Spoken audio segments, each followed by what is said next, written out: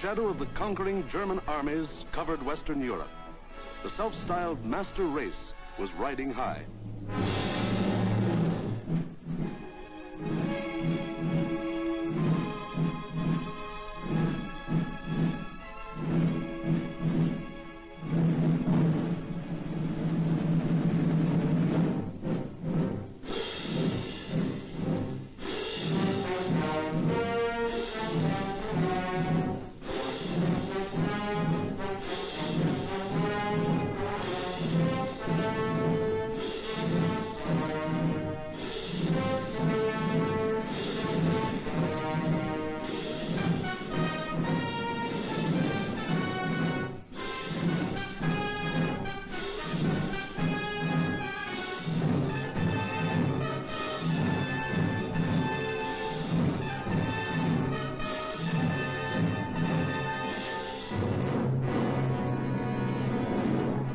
Adolf Hitler stood just as Napoleon had stood more than 100 years before, and looked across the English Channel to the one fighting obstacle that stood between him and world domination.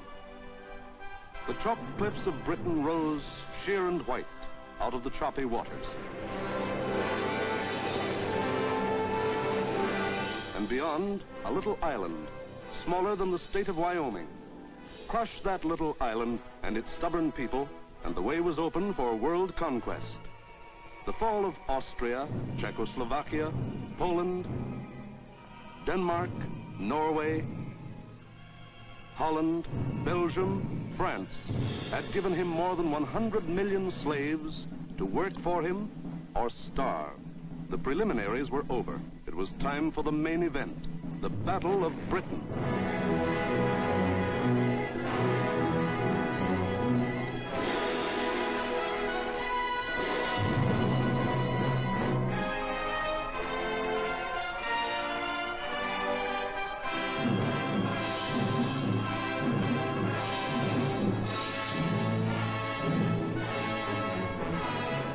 Hitler and his generals feverishly drafted their plans for the conquest of Britain. Every detail must be anticipated. A slip now might wreck the whole timetable of world conquest. 6 weeks of final preparation went into those plans. 6 weeks to determine the history of 1,000 years. The thing was foolproof. See for yourselves how simple the whole operation was to be. Look. German plan for invasion of England. Phase 1. Knock out the Royal Air Force and its bases. Get control of the air and the sea lanes across the Channel. Follow the Blitz plan that had wiped out Poland, the Low Countries, and France. Destroy communication and transport lines. Above all, get command of the air. Phase 2. Pulverize the coastline with dive bombers. Drop parachute troops to take over the airfields and establish beachheads.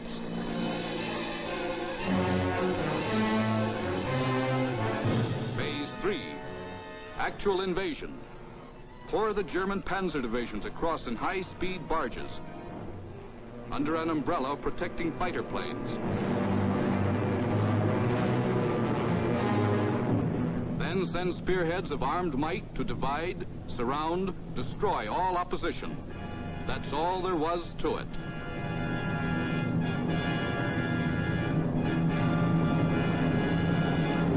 Conquer Britain. Force the surrender of the British fleet.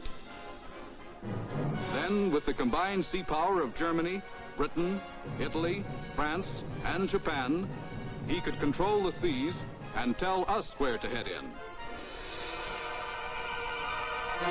The torch of freedom flickered low. On the Channel invasion coasts, more than 100 fully equipped German divisions were singing the Nazi theme song, "We are sailing against England," as they waited the word from Hitler.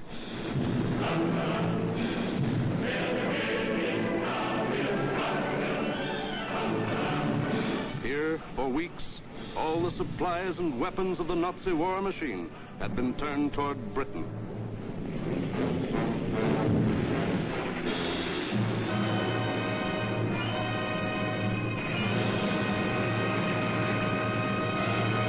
The jaws of the Nazi whale were set to swallow Jonah. And what about Jonah? How was he doing? Well, Britain also had an army, but it was an army dragged from the sea at Dunkirk.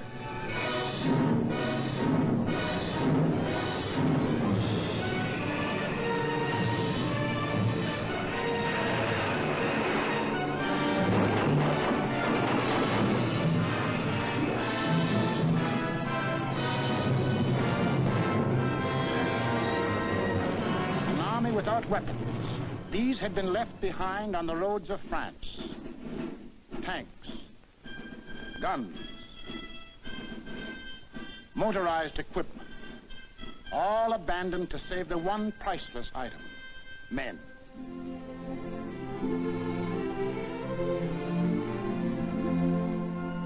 In all of Britain, there was not enough equipment for one modern division. Only one tank for every 1,000 square miles of territory. Only one machine gun for every 1,500 yards of beach. Britain had a navy, too, but it was scattered all over the globe, guarding vital food and supply lines. And the British knew it would be suicide to use their fleet in the narrow waters of the English Channel with the German Air Force in control of the air. Britain also had an air force. An air force outnumbered 10 to 1 by the enemy, both in men and machines. And then there was Britain herself, the people of Britain, the people who were to be terrorized and forced to surrender. They knew that every man, woman, and child, in uniform or out, would be Hitler's target in the onslaught that might come at any moment. They knew they had a job to do, and not much time to do it in. The young, the not so young, and the old. The clerk, the butcher, the farmer, the member of parliament, they formed the civilian army, Britain's home guard. They started from scratch.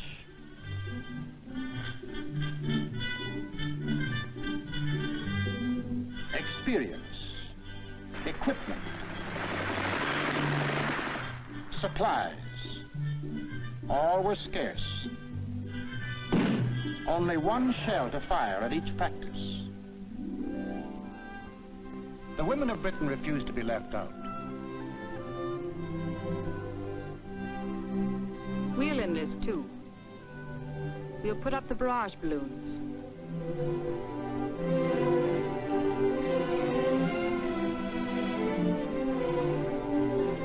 Man the ack-ack guns.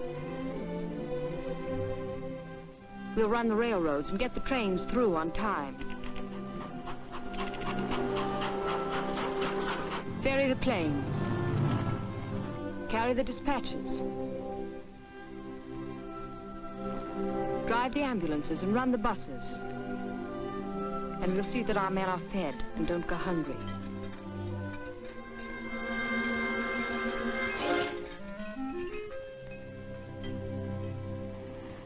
Others worked, men and women alike.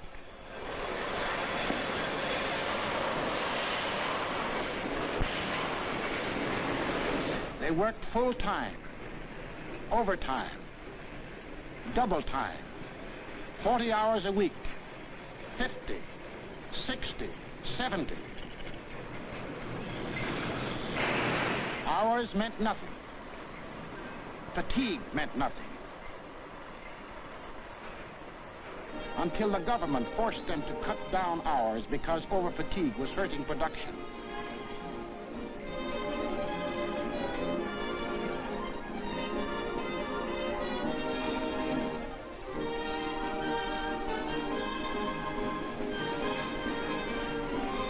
And when they weren't working, the men patrolled the moors for parachutists, blocked the roads, rehearsed invasion defenses.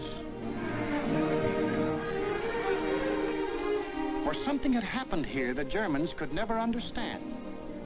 In a democracy, it is not the government that makes war. It is the people.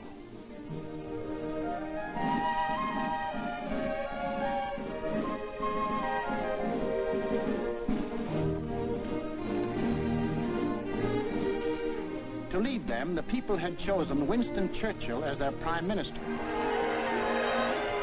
And he spoke the words in every British heart when he said, "We shall defend our island, whatever the cost may be. We shall fight on beaches, landing grounds, in fields, in streets, and on the hills. We shall never surrender." This was Britain in its darkest hour. The people knew they were in for the worst the Nazi mind could invent, yet they didn't panic or run away. They patrolled and waited. They drilled and waited. They worked and waited. Waited for the terror they knew was coming. Then it came.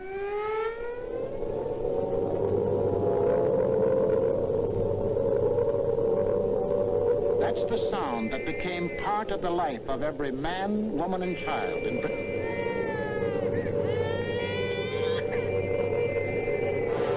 August 8th, 1940, and the battle for Britain is on. 30 enemy aircraft over the channel, flying due west.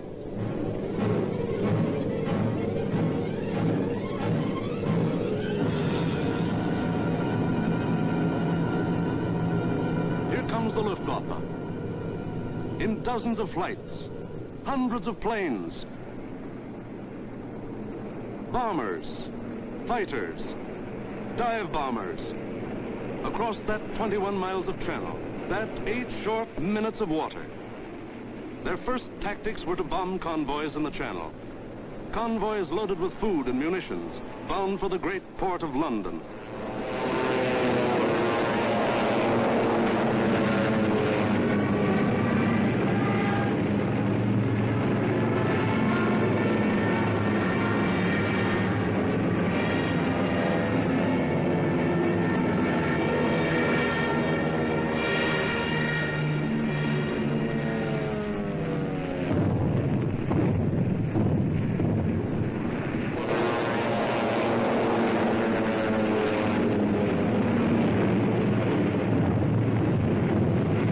German fighters waited overhead for the defending planes of the Royal Air Force, the RAF, to appear.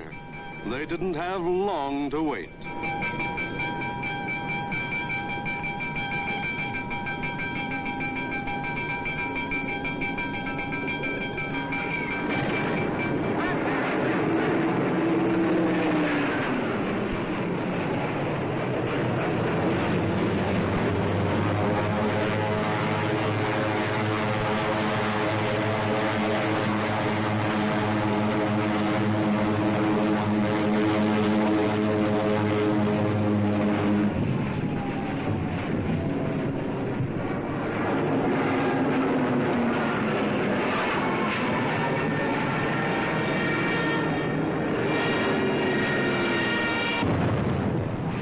RAF came, facing odds of 6, 8, 10 to 1, and dove in, shouting the old hunting cry, "Tally-ho!"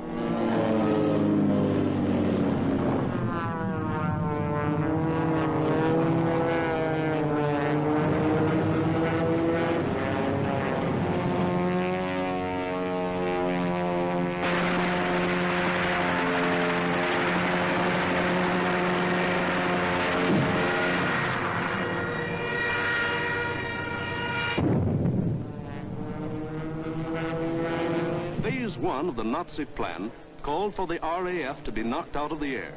But the men of the RAF hadn't read the Nazi plan.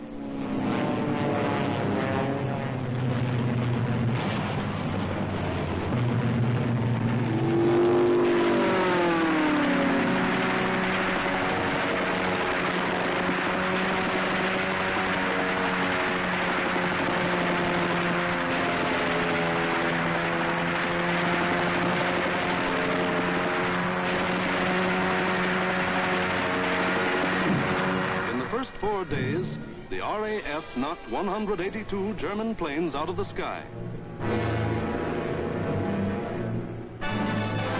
For the next week, the Germans attacked the coast cities from the Thames River to Weymouth.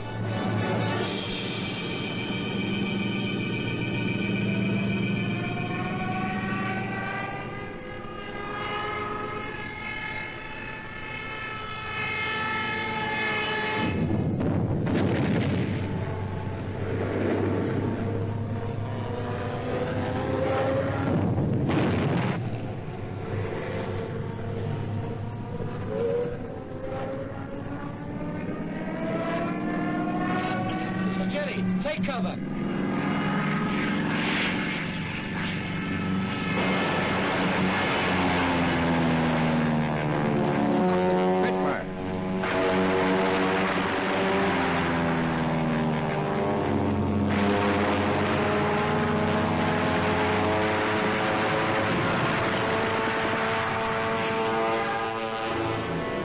Paid off with 180 more planes. Then the Luftwaffe battered the great port towns of Southampton, Plymouth, trying for a knockout before the flow of supplies from overseas.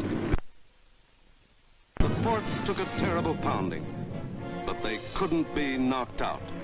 Cargoes went on being unloaded with the protection of the RAF overhead. Battling the Spitfires and Hurricanes in the air wasn't panning out. So Goering switched his main attacks to the fighter airfields, Dover, Deal, Hawking. Maybe he could destroy the planes on the ground. He bombed the airfields, and the fields were hit. But the planes were saved. For Britain, unlike Poland and the Low Countries, didn't make the mistake of bunching its planes on the runways.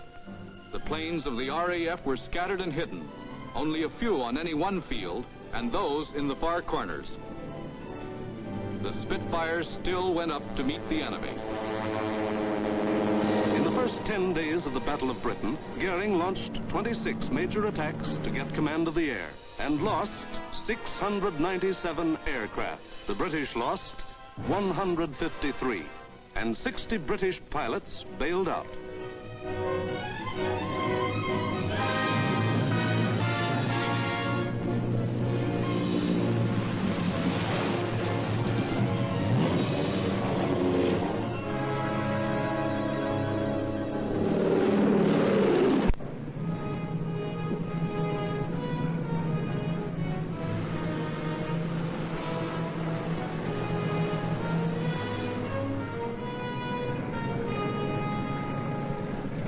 Valuable trained men were saved and ready to fight again, but the crews of Goering's planes were lost to him forever.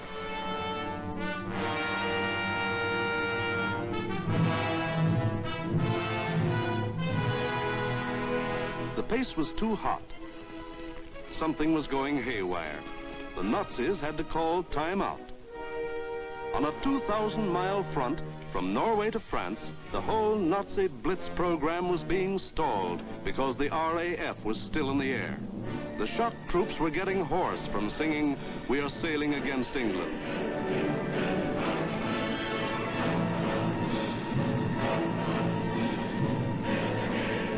The long-range German guns were getting hot from throwing shells across the channel.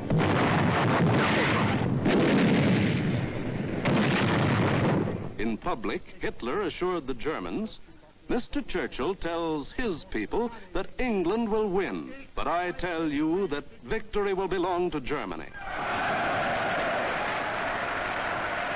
But in private, he sent for Goering, the boss of the Luftwaffe, and put him on the hot seat.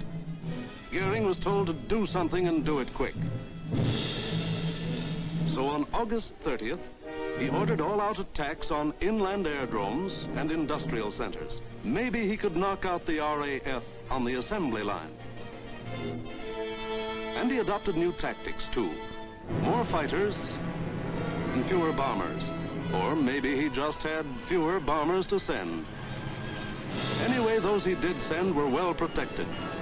Fighters above at high altitudes. Fighters on both sides. Fighters in the front and in the rear. Fighters weaving in and out of the bomber formations. Britain, winner of the first round, was ready. With higher morale and sharper defense. Improved listening posts were set up all along the coast and warned of the enemy's approach before he left the continent. A quick flash from the control station to the fighter station. And pilots were on their way to meet the enemy while he was still over the channel.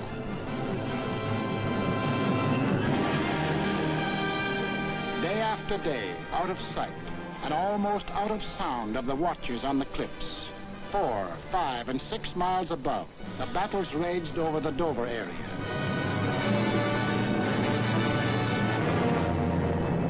The Dover area became known as Hell's Corner. By sheer weight of numbers, the enemy again and again broke through the coastal defenses.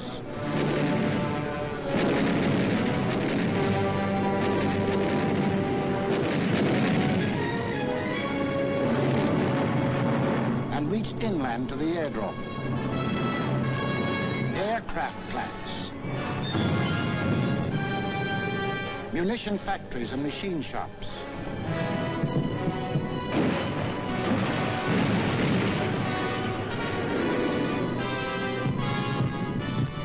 Hello, gunfire in the southeast. Right.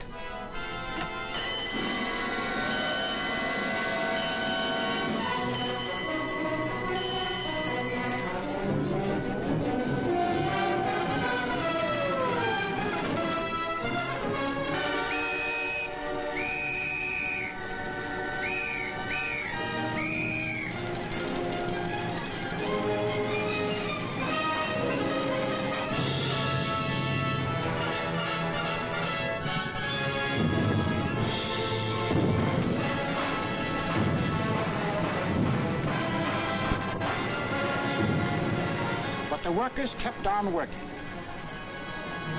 and the RAF kept on flying.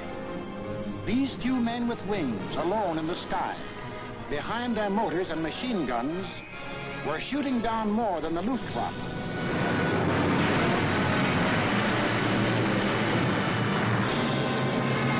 They were smashing the whole Nazi plan of world conquest.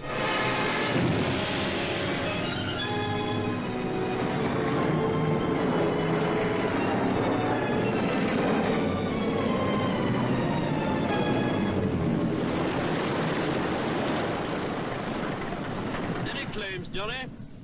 109 destroyed, Freddie, yes. Oh, good show. How'd you get on, sir? I had a wonderful party, thanks. Are you all right? You get any of the batters? Yes, I got a Messerschmitt 109 in Adonia. Between August 24th and September 5th, 35 major attacks were launched. They cost the Germans 562 planes, while the British lost only 219 planes and saved 132 pilots. Invasion plans were going completely haywire. The Nazis were blind with rage. The German mind has never understood why free people fight on against overwhelming odds. Hitler now knew he was superior in every weapon except the weapon of spirit. So he told Goering, break that spirit, crush the people, crush the spirit of democratic life itself. Invasion now would have to wait. The Nazis would avoid the RAF and smash the great city of London into the rubble heap they had made of Warsaw and Rotterdam. Could London take it? Even the people themselves didn't know the answer. The defenses they trusted in were London's hastily assembled anti-aircraft, the Ack-Ack guns, the balloon barrage which kept the raiders at high altitudes, the Royal Air Force, now down to its last reserves, and the plain, downright guts of people.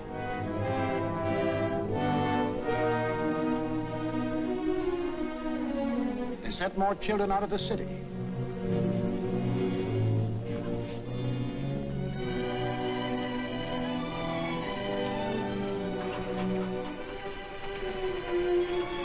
Tightened air raid precautions, stationed more airplane spotters, rehearsed firefighters, moved into bomb shelters.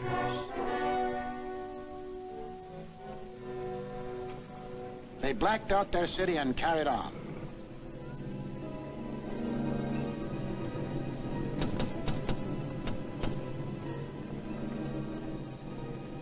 The first blow aimed to crush the British spirit came on September 7th.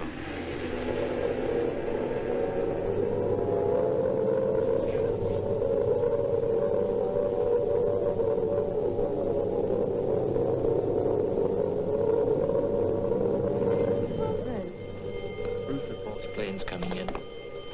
Control room speaking. Customers and staff will now take cover in the basement.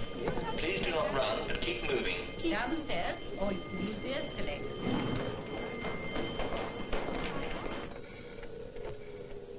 Third floor, clear. Second floor clear. First floor, clear. That day, when 375 German planes came roaring up the Thames River, the Battle of Britain became the Battle of London. The Germans broke through the charge of Hurricanes and Spitfires that went out to meet them.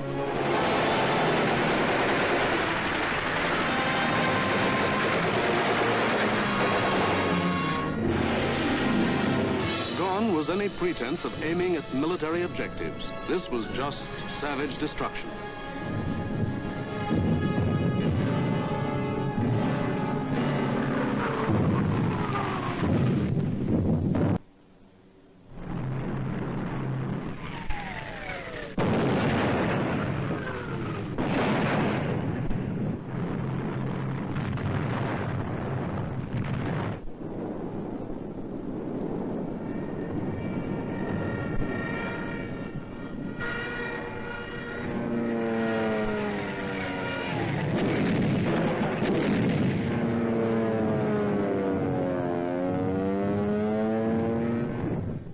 Bombs fell alike on the homes of the East End poor and the Mayfair rich, on shops, hospitals, churches. For 28 days, the Nazis were to drop everything in the book on the city of London. Tons upon tons of high explosives, delayed action bombs that exploded days later, torpedoes that sheared away whole buildings. And underneath the war in the air, the war of the man in the street went on.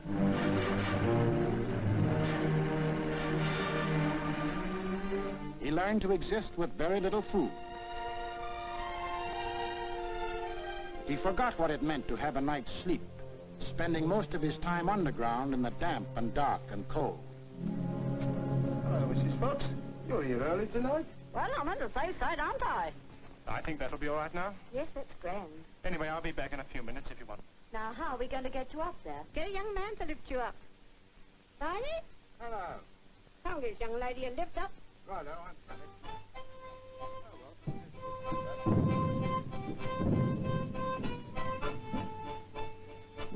The air raid wardens stayed at their posts. Doctors and nurses worked on steadily as the bombs crashed all around them. Rescue squads labored night and day. Hi, Warden. I found her. Is she dead? Right, sir. Firemen said, nuts to the bombs and battle to put out fires. This was life in the Blitz. Against all the rules of Nazi warfare, Britain was refusing to crumple up. Across the Channel, the enraged Goering took personal command of the operations.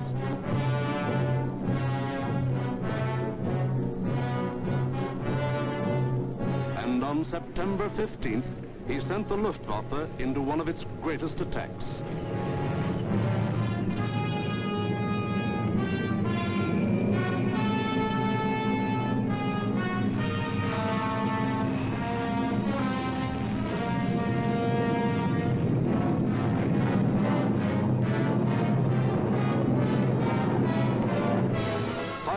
German bombers and Messerschmitt fighters roared over the English coast.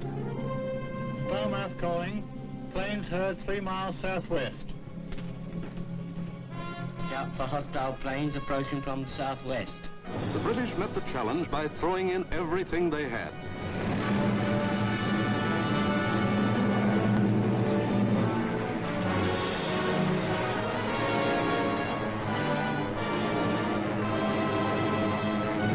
Historic three-dimensional battle took place inside an area 60 miles long, 38 broad, and from 5 to 6 miles high.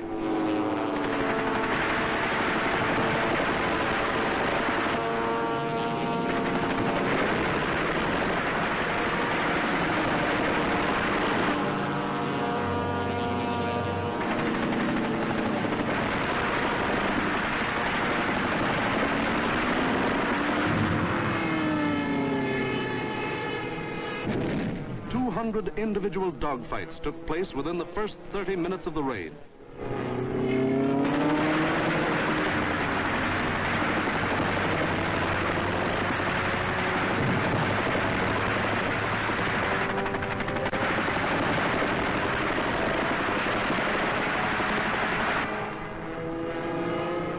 Right on our own doorstep. Oh, what a threat.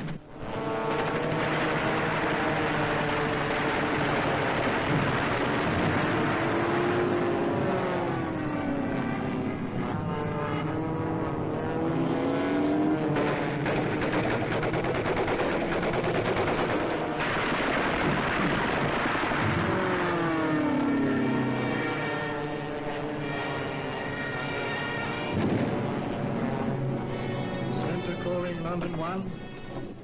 Thank you, Center. We'll keep a lookout for them. Hostile formation to the south. Some of the German bombers broke through London's defenses.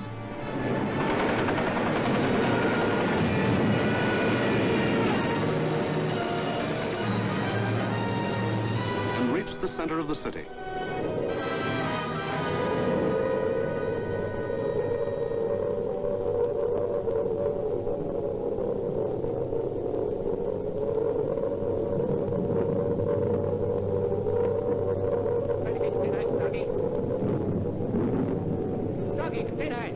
Oh, the Tibets, okay.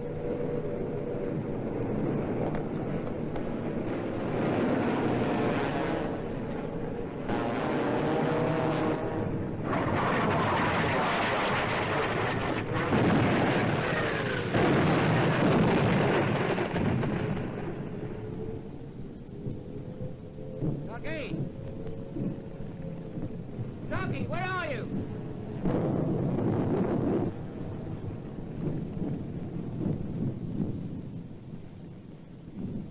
Blimey, I thought they'd got you.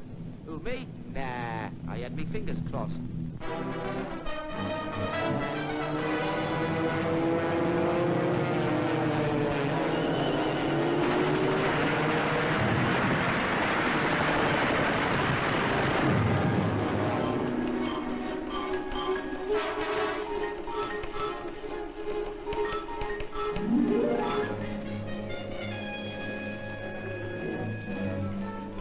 Air Ministry communique. The biggest bag yet. 185 enemy aircraft shot down. End of message. Of the 500 German planes that came over that day, more than 1/3 were shot down. In the 28 days of terror from September 7th to October 5th, the Nazis dropped 50 million pounds of bombs on the city, killed 7,000 helpless civilians, and wounded 10,000 more. Bombs fell on Buckingham Palace,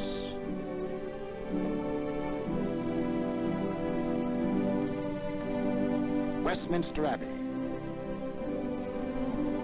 the Houses of Parliament, Fleet Street, the center of the news, St. Paul's Cathedral. Bombs blasting the historic past out of the lives of Englishmen.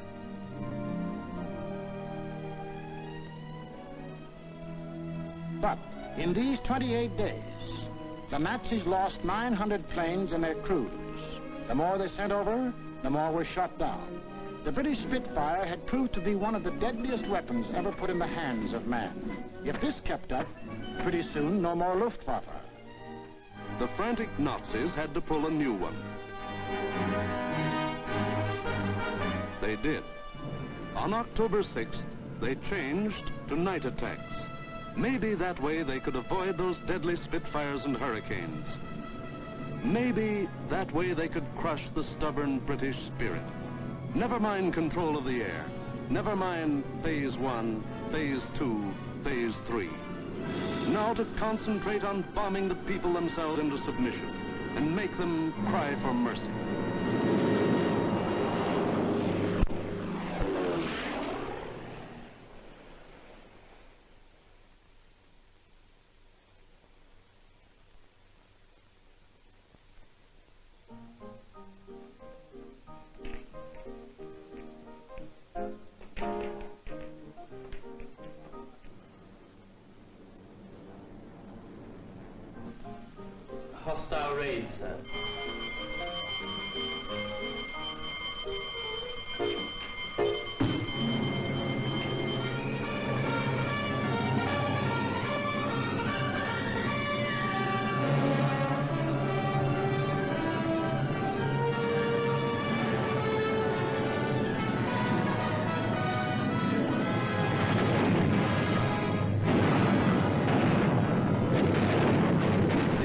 RAF wasn't much help at night. This was just German bombs against British guts.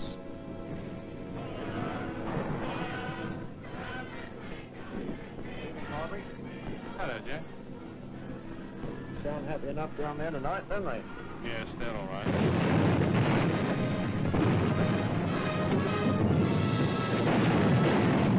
The great docks of London were left roaring infernos. Homes were destroyed by incendiaries. Business blocks were aflame. And still the people of London took it. Night after night they burrowed underground. And morning after morning they dug themselves out of the wreckage.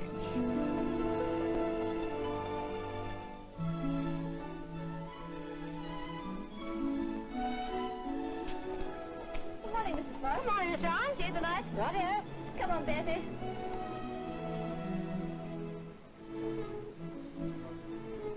Would you like to sit down? Thanks.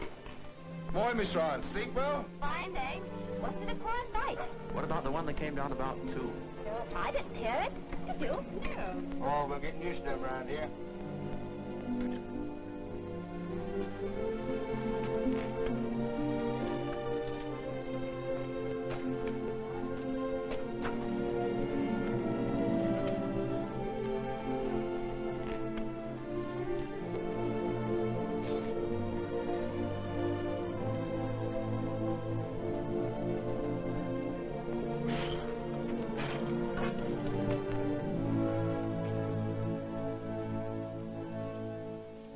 You better go away from this for a bit.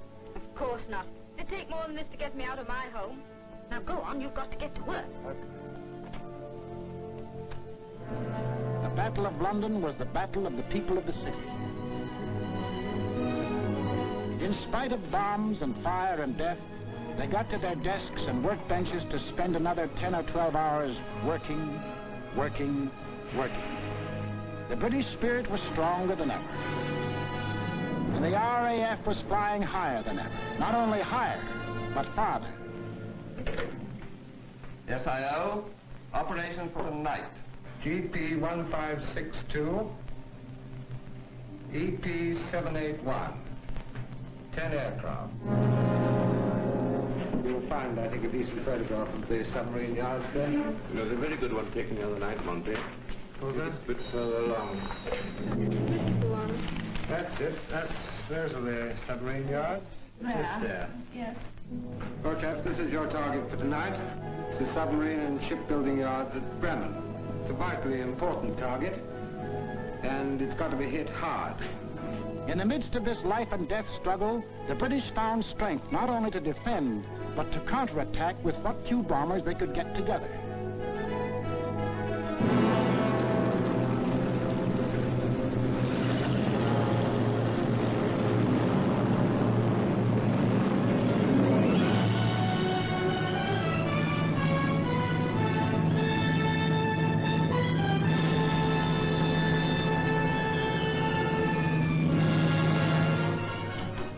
Charlie, airborne, sir.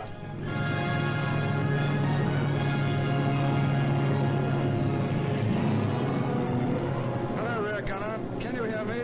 I'm okay, Skipper. Hello, operator. Everything okay? Well, it seems to be all here, sir.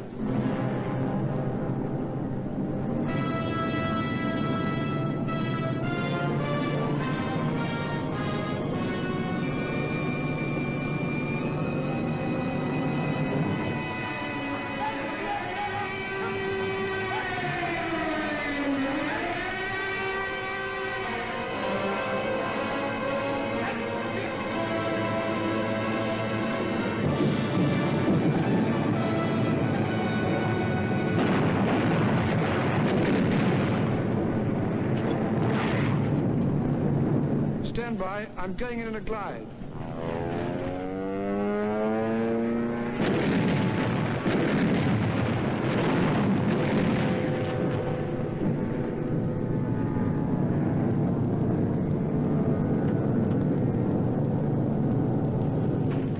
Steady!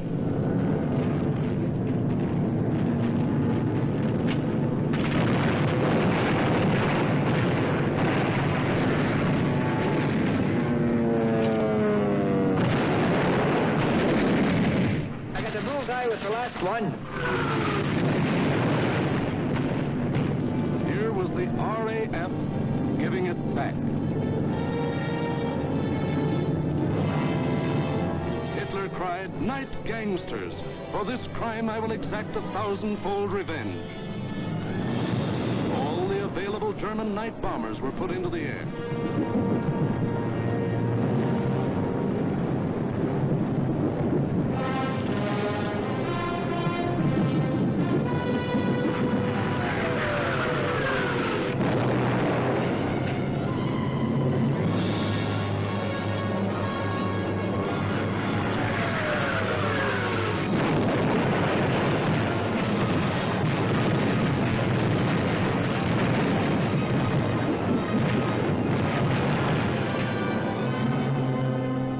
Thousand-fold revenge was Coventry. On the night of November 14th, 1 million pounds of bombs were dropped on the city.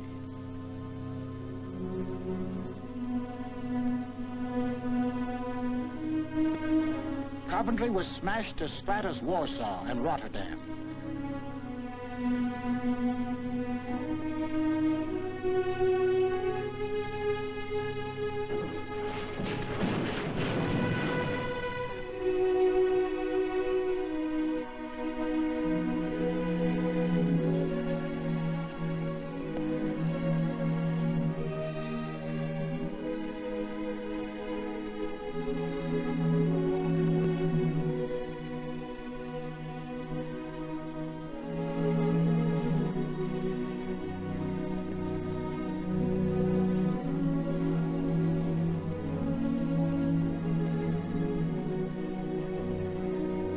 The people of Coventry dug their loved ones out of the blasted ruin, saw them to their last resting place in a common grave.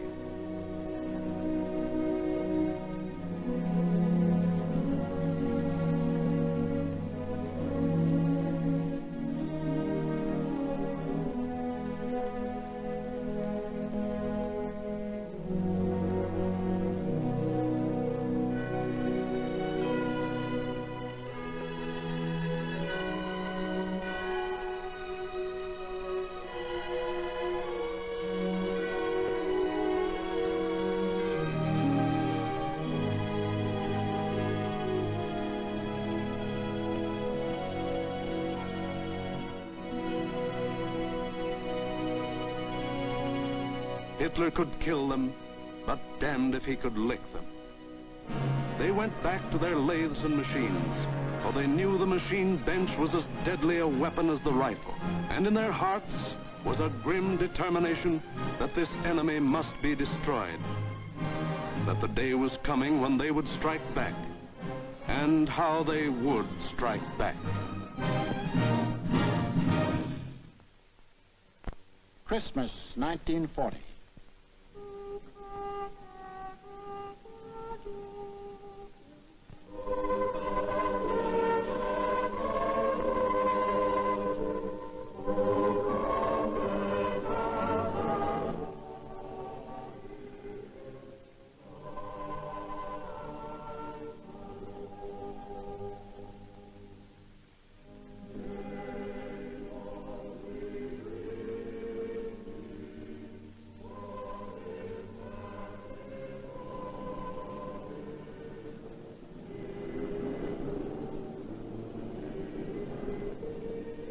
Christmas, season of peace on earth, goodwill toward men, was the ironic quiet before Hitler's great burst of rage against a people who couldn't be licked.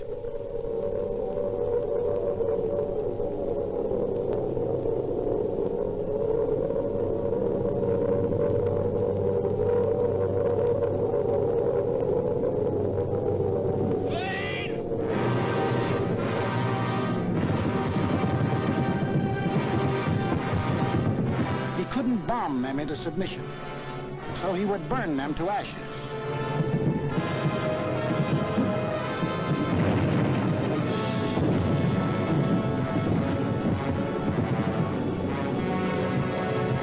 Millions of firebombs rained down on the great city of London.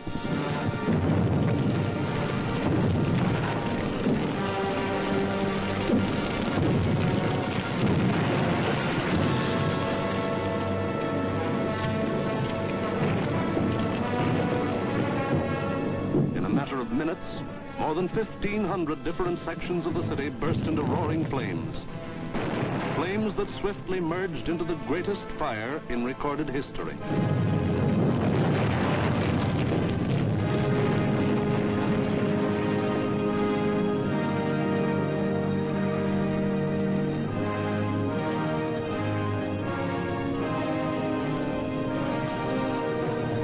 In the midst of all the fire and destruction, vital water mains were shattered. Water pressure was almost entirely cut off. Heroes of the night were men of the London Fire Brigade who stretched temporary hose lines out to the center of the Thames River, struggling through mud and slime.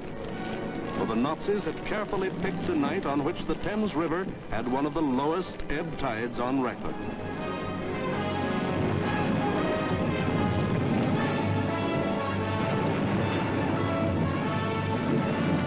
And while London burned above them, the people of the city held on. Chin up and thumbs up. They knew this was the people's war, and they were the people.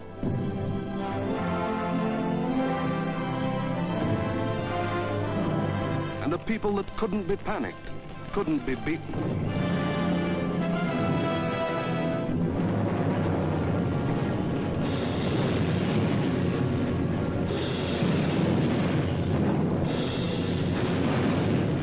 In the months to come, the British were to suffer many such bombings and burnings. But a nation that calls on cold courage when hot courage runs thin may die, but it can't be defeated.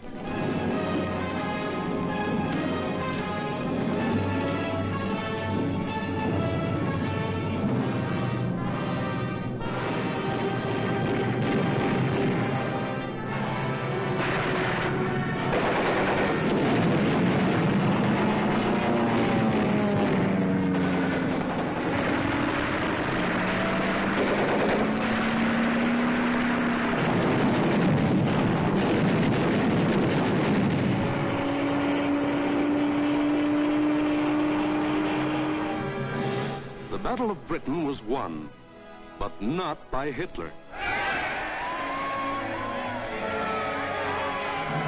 Hitler had lost the battle. He had lost 2,375 German planes and their crews. For the first time, it was the Germans who ate the bitter dirt of defeat. Gone was the legend of their invincibility. For a solid year, the Nazis struck Britain with all their might. They leveled thousands upon thousands of homes and damaged millions of others. They killed more than 40,000 men, women, and children, and seriously wounded 50,000 more. But not one single Nazi soldier set foot on British soil. But Hitler couldn't stop, and in our next film we will show how he had to turn to the east again. Why did the Nazis lose the Battle of Britain? First, because a regimented people met an equally determined free people, and the free people made them quit cold. We've been bombed, dive-bombed, high-level bombed, machine-gunned, been through 2 invasion scares. The last lot we had the house down about our ears. But we're still sticking it, and we're going to stick it. Second, because this was a new kind of war, and the RAF were the men who could fight it. These were the men who belonged to what Hitler called those weak, soft democracies. The British did more than save their country. They won for the world a year of precious time. It was not only for the people of Britain, but for the people of the world that Winston Churchill spoke when he said, "Never in the field of human conflict was so much owed by so many to so few."